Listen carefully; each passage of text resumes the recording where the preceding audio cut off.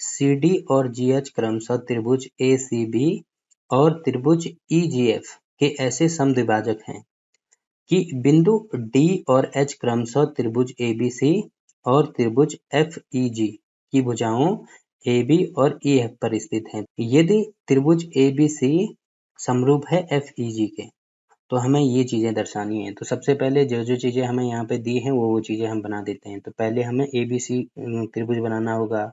तो यहाँ पे ये त्रिभुज मान लीजिए ये है A, ये B और ये C। और दूसरा त्रिभुज इसमें दिया है कि हमें क्या बनाना है, FEG बनाना है। तो इसमें आपको विशेष ध्यान रखना होगा क्योंकि ये दोनों समरूप हैं। तो यहाँ पे देखो पहला कोण यहाँ पे A है, तो A के साथ में कौन सा संगत कोण होगा, जो यहाँ पे ये पहले नंबर पे A आ रहा है, यहाँ पे पहले नंबर पे F आ रहा है, मतलब F इसका संगत कोण होगा। तो यहाँ पे ऊपर मैंने A लिखा है तो इसके संगत में F हो जाएगा। अब दूसरे नंबर पे B आ रहा है, यहाँ पे दूसरे नंबर पे E आ रहा है, मतलब जो B कोण है वो E कोण के संगत होगा। यहाँ पे B है, यहाँ पे E हो जाएगा। ठीक, C अब क्या हो जाएगा, जो बचा यहाँ पे हो जाएगा। तो ये दोनों त्रिभुज क्या हैं, आपस में समरूप हैं। तो ये वाला कोण इसके संगत होगा, ये वाला कोण इसके संगत होगा और ये वाला कोण इसके संगत होगा। वैसे ही ये भुजाएं भी आपस में क्या होंगी, संगत, मतलब ये वाली भुजा इसके संगत होगी, ये वाली भुजा इसके संगत होगी और ये वाली भुजा इसके संगत होगी। ठीक, तो इतनी चीजें हमने यहाँ पे कर दी। अब देखो इसमें क्या दिया है कि जो CD है, C और D, देखो D तो अभी हमें नहीं पता है, तो इसके लिए आगे दिया होगा कि क्रमशः जो कोण ACB है, कोण AC और B, ACB और ऐसे समद्विभाजक हैं। देखो समद्विभाजक का मतलब होता है, सम का मतलब होता है समान, द्वि का मतलब होता है दो, भाजक का मतलब होगा भाग, मतलब समान दो भागों में इसको करना है। और क्या चीजें हैं दो भागों में तोड़नी है हमें, जो कोण है ACB, मतलब कोण को दो भागों में तोड़ना है। तो ACB कहाँ पे है, ACB, तो यहाँ पे ये जो कोण है ये दो भागों में मुझे तोड़ना है। ठीक है, और इस प्रकार से कोई रेखा खींचनी है जो कि होगी C और D। तो C यहाँ पे है तो ये वाले जो पॉइंट होगा वो D हो जाएगा।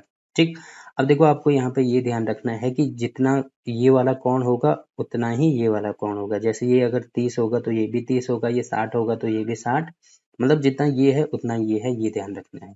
क्यों, क्योंकि इसमें दिया है कि जो कोण है वो समद्विभाजक हो रहे हैं।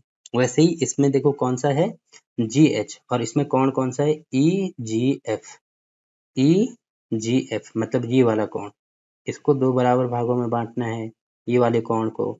तो जितना ये वाला कोण होगा उतना ही ये वाला कोण होगा। ठीक है, और वो पॉइंट कौन सा है, H पॉइंट है, तो यहाँ पे हम H लिख देते हैं। ठीक, तो इतनी चीजें हो गई। अब इसमें ये भी दिया है कि बिंदु D और H क्रमशः त्रिभुज ABC और FEG की भुजाओं AB और FE पर स्थित हैं। तो ये हमने ऑलरेडी यहाँ पे कर दिए हैं।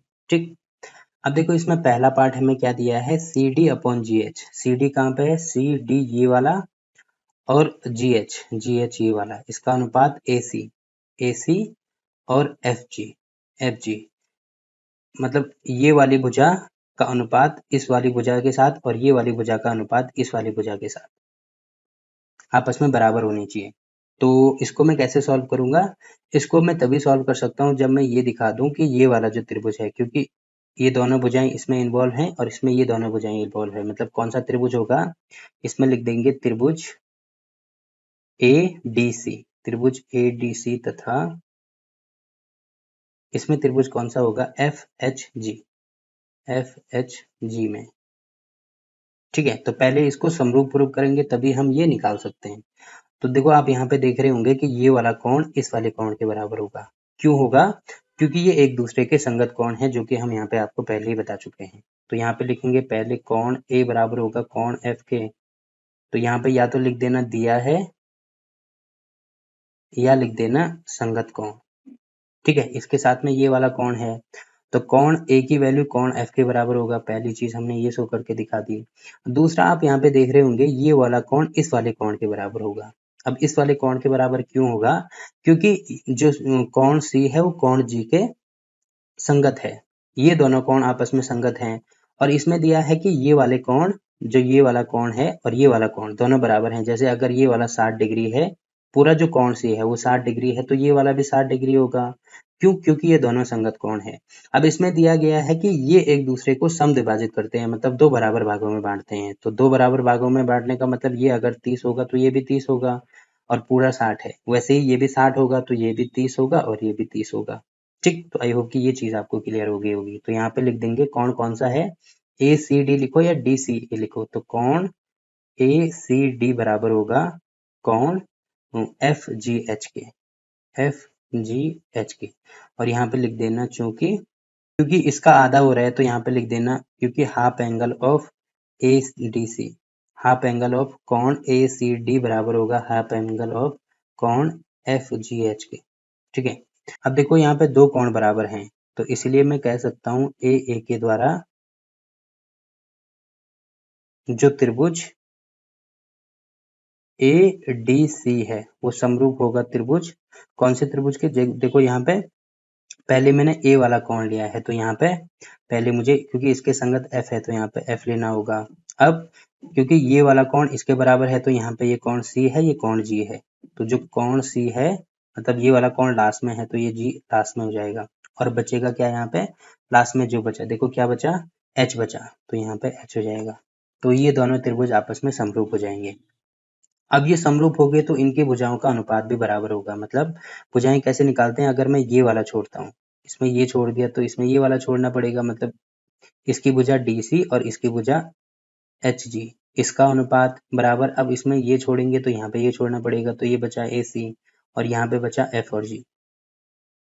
और लास्ट में अगर मैं इसको छोड़ता हूँ तो यहाँ पे बचा ए डी और यहाँ पे बचा एफ और एच। ठीक है, तो ये जो भुजाएं हमें दी गई हैं इनका अनुपात भी बराबर होगा। देखो हमें शो करके क्या दिखाना है, एक तो सी डी और जी एच, सी डी और जी एच। ठीक, अगला ए सी और एफ जी, ए सी और एफ जी, तो इन दोनों से मैं निकाल सकता हूँ। तो यहाँ पे हो जाएगा C D upon H G H बराबर होगा ए सी अपॉन एफ जी। ये लिख देना, तो अब ये हो जाएगा हेंस प्रूफ लिख देना लास्ट में। तो ये तो हमारा पहले पार्ट का आंसर हो गया।